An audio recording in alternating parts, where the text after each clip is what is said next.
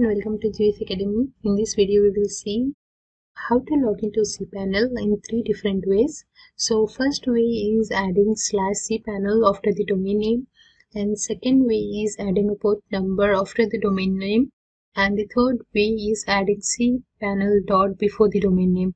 So let's quickly see practically how we can implement that. So this is a dummy website, don't mind about all this, but here you can see there's a domain name, isn't it?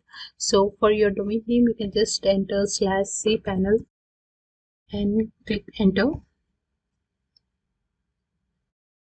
So over here you can see a login page, and you need to enter your username and password. If you do not have your cPanel credentials, then you can reach out to your hosting provider and they will provide you these details and you can use them and log in. So enter your username, password and click on login.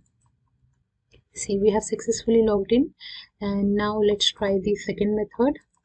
Log out, and then the second method is adding :2083, that is the port number. As you can see, okay, after the domain name just add :2083, or it can be 2082 depending on your hosting provider. You can confirm the same from them and click enter, and enter your username and password and click on login. Done. This is the second way. Let's just log out and see the third way quickly. And the third way is adding cPanel dot before your domain name. So let's quickly go over here in the domain name. Okay, before domain name we need to add cPanel dot. Okay, and click enter.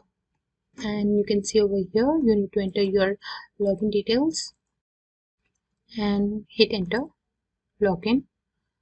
Done. This is the third way. We have successfully logged into our cPanel in 3 different ways, and in upcoming videos we will be seeing how you can create email accounts, how you can manage files, how you can manage the databases and much more.